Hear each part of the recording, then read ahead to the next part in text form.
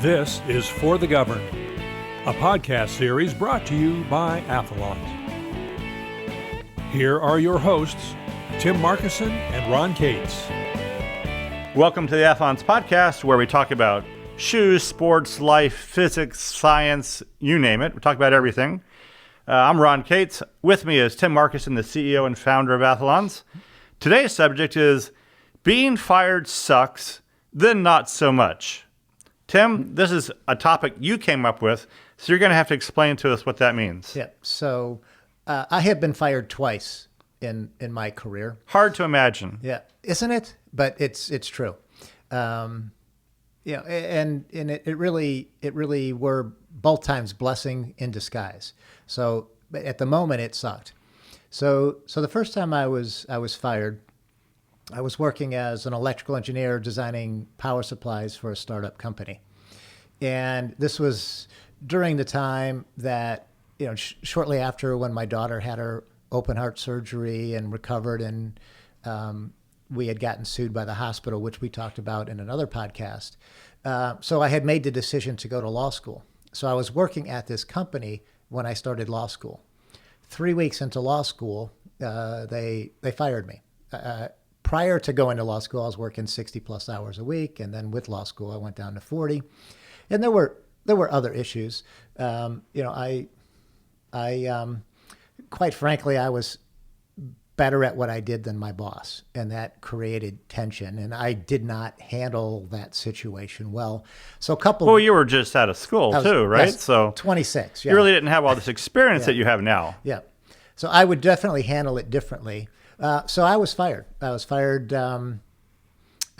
mid-September, so 3 weeks into law school, and no severance package. And we had just bought a house a few months earlier, and it tapped out our savings. So we were living paycheck to paycheck at the time. And to not have a paycheck and not have severance, it was pretty scary. So, but at that time, like I said, I was in law school, so I really wanted to see if I could get something in patent law, which is where I was heading, and not just do another engineering job, because that would just be a stopgap. So I did apply for some engineering jobs, but I also sent my resume to some law firms, and as well as to Motorola. Excuse me. Other law firms, most of them didn't respond, and the handful that did, they said they weren't interested. I just didn't have enough education under my belt. But Motorola gave me a call and said, hey, come in for an interview. And they said, bring a writing sample. So I had written a letter to the CEO of that startup company and said, hey, that loan that you gave me, why don't we just consider that my severance package? And then had an explanation of why that made sense. He rejected it, but that was the writing sample I had. So when I brought that to Motorola, I had a series of interviews with mid-management kind of patent attorneys, some of the ones I'd be working for, and then also interviewed with the head of the department. And, he was just kind of going through the motions of interviewing me. And then I said, just about wrapping up the interview, I said, well, would you like to see my writing sample? I said, sure. He looks at it and he goes, oh my God, I know that guy. We just got done suing them for stealing Motorola trade secrets. So now you have something in common. Yeah. You both didn't like this guy. That helps. Yeah. So now he's taking me around to other people in the department. He says, you won't believe that this guy worked for, it just got fired by so-and-so. And like, oh man, that guy was such an SOB. It's so good that you don't work for that guy anymore.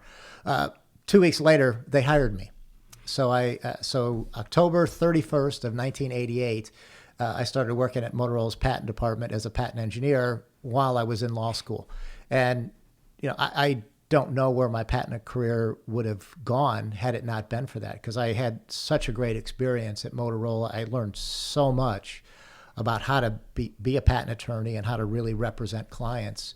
It was just an invaluable experience that never would have happened but for being fired by that engineering company. So, it sucked being fired, but then again, not so much. So you didn't get fired by Motorola. No. But you went on to do something else. Yeah. That led to an ultimate dismissal of some type. Yeah. So several years later, so this is 1999 now, so I've got plenty of experience under my belt. I'm working for another startup company as their general counsel, so handling all their legal stuff, and including the patent work. And our CEO in the late '90s was kind of like the tech IPO boom, that the valuations of company were just through the roof, and making instant billionaires out of the founders. Well, our CEO was just enamored with becoming the next big IPO and him becoming a billionaire.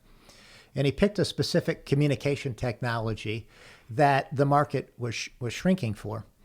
And when we started on that project, we were a hardware company. We made integrated circuits. And with any communication technology, there's a hardware component, but there's also an equal or bigger software component. So we initially partnered with another software company to do the software part. Well, over the course of a year, the market opportunity for that technology shrank to the point where the software company says, we're just pulling out. There's just not enough in it for us.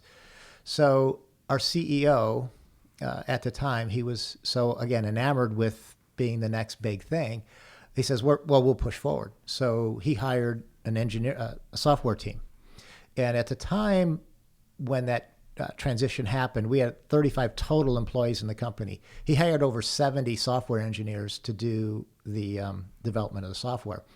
And this guy doesn't sound like the type of genius who's going to become a billionaire, IPO guy. Like the writing's on the wall. The software company is no longer going to continue, but he more than doubles down on his intuition, on his bet, and hires way, way, way more people. Yeah, it was a weird transition because I knew him for several years prior, and he always had made such sound judgment, but he just got caught up in the fantasy of being a billionaire and being the next big tech boom, and wouldn't listen to reason. So in the summer of '99, the company did a round of funding, and we got $24 million from our existing investors, and they made it clear that, okay, this is it. It's time that we make a go of it. And so like a month or so after we got the money, now we're in kind of September, October timeframe, the CFO comes into my office and closes the door and goes, I don't know who to tell this to, so I'm just going to tell you. And he proceeded to say, of that $24 million we got, at the pace we're going, our burn rate, he says, we're going to be out of money in less than 6 months. It's like, well, that's kind of the last thing I wanted to hear. It's like, crap. I mean, obviously, he's already told the CEO this, I'm guessing. Or maybe the guy didn't want to hear it, so he didn't dare. I don't recall if he told him or not. I think he may have, and he just said, it's everything's under control. Yeah, don't worry about it. Yeah. So the data was clear. At the rate we were going, again, the market opportunity was shrinking. So I called the other VPs of the company together without the CEO and just laid it out. And then also brought in our corporate counsel to help guide us on the corporate structure. What do you do with a CEO that's doing this? And so we laid out a plan. The first part of the plan was to confront the CEO as a group. I was elected to be the group leader. Of course, lucky you. Yeah, how fun was that? So we brought the CEO into the conference room and just laid it out. And well, how do you even set that up? So we have something very important to talk to you about. Yeah, well, I just said that we need to chat with you, and let's do it now. And he said okay. So we laid out the numbers and said this has to stop. So we need you to either back off of this project and basically stop this project, or we need you to resign. And he said, no, well, I'm not doing either. So then the second part of our plan was we had to go to the board. So we went to the board, and the challenge there was he was also the chairman of the board. So the board as a whole had no idea any of this was going on. So when we went to the board and said, hey, here's the data, here's what's going on, they viewed that as we were trying to stage a coup. Just as on the verge of the company taking off, we were trying to get rid of him and put ourselves in leadership position. So that led to... When actually you had the very best interest of the company at heart. Right. So that led to my firing. That was like a few days before Christmas in 1999. So that made for a very uncomfortable Christmas. Again, no severance package. and really hadn't planned on a future outside of the company. But that, in January, I hooked up with one of my colleagues that we had done some work together, Bruce Garlick, and we formed a partnership in 2000, and here we are 21 years later, and we're still partners, and we've accomplished quite a bit together.